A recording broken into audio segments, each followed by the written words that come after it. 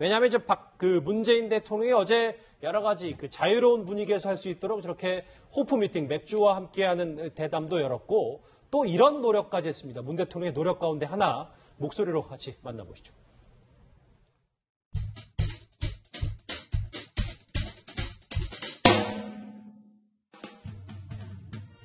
지난주에 손자 보셨다고요? 이 손자, 손녀가 아들, 딸하고 또 다른데. 우리 부회장님은 직원들에게 늘 피자 주문하셔가지고 피자 CEO 그런 별명이죠. 좋아하죠. 그러면 그 다음에 또 더 잘하고 또 다른 데서 잘하면 다른 데서 서로 경쟁도. 박 회장님은 저를 요즘 이제 젊은 사람들이 깍두기를 가축이 굉장히 부럽습니다.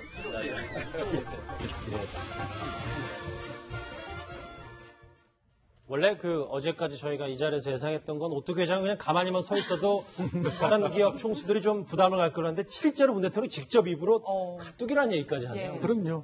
아니, 처자리까지 불렀는데 특별히 옆에 한번 세우고 또 가뚜기 이야기를 안 할 수가 없는 거죠. 그리고 이제 사실 저분을 모신 것 자체가 상징 아닙니까? 이 기업이 지향하는 바가 이 정부, 문재인 정부가 지향하는 경제 방향과 맞다. 그러니 다른 분들이 이렇게 이 모범 사례를 잘 보시라는 걸 설명하려고 모셨는데 그냥 뒤에 우두커니 세워놓는다는 건 있을 수가 없는 일이죠. 당연히 뭐 저렇게 한번 부르실 거라 생각했고요. 아마 이제 함 회장님은 한편으로는 영광이면서 한편으로는 좀 부담스러운 면도 있었을 겁니다. 자기보다 뭐 기업 규모가 뭐 10배, 100배 이리 큰 분들하고 한 자리를 했는데 너무 주목받게 되면 또 조심성이 있을 수밖에 없는 자리 아니겠습니까? 부담스럽죠. 예, 부담스럽습니다. 그럼에도 불구하고 한편으로는 또 자랑스러울 겁니다.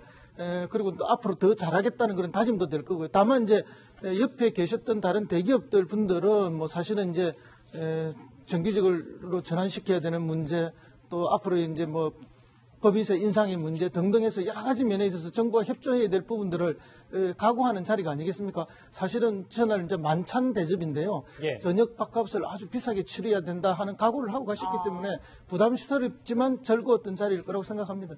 예. 어제 모든 분위기가 다 나름 만족스럽고 성공적이었던 결과가 많았지만 이 부분에 대해서는 약간 논란이 있는 게 화면 같이 보시면 어제 문재인 대통령이 이제 두산의 박정원 회장과의 대화 내용에서 뭐라고 했냐면 같이 한번 보시죠. 이 지금 신고리 이제 탈원전 때문에 저희가 타격이 불가피하다시 두산중공업 얘기를 하는 거 아니겠습니까? 네. 해외 진출 적극 모색하겠다 했더니 그러면 해외 진출을 적극 지원하겠다라는 얘기를 했어요. 이걸 어떻게 받아들여야 됩니까? 그래서 좀 말의 핀트가 좀 안 맞은 것 같아요. 사실은 이게 원전이라는 게 어떤 면에서 보면 우리가 뭐 차를 만들어 수출한 건 좀 다른 차원입니다.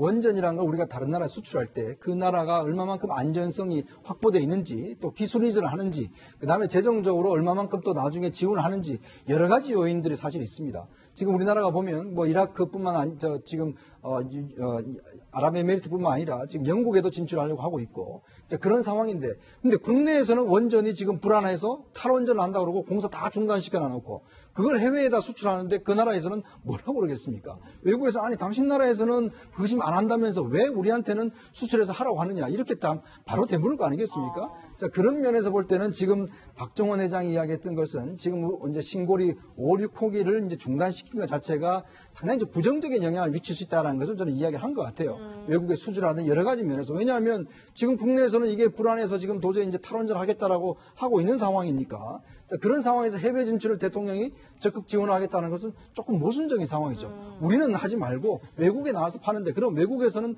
과연 그럼 당신 나라에서는 안전하고 중단시켰는데 왜 우리나라에 파느냐? 당연히 그런 이야기가 나오지 않겠습니까? 그래서 어제 저 이야기는 조금 대통령께서도 이 말 자체의 어떤 핀트가 좀 맞지 않는가라는 좀 생각도 듭니다. 예, 이수희 변호사님 어쨌든 이제 오늘도 경제인 모임이 있을 예정인데 어제 이 호프 미팅 행사가 상춘제 앞에 녹지원에서 그러니까 일어난 일인데 오늘 비가 오잖아요. 비 맞으면서 맥주 마실 수 있을까요? 아마 저 탁형민 행정관이 또 아이디어를 잘 냈을 거라고 기대를 하고 보게 되네요.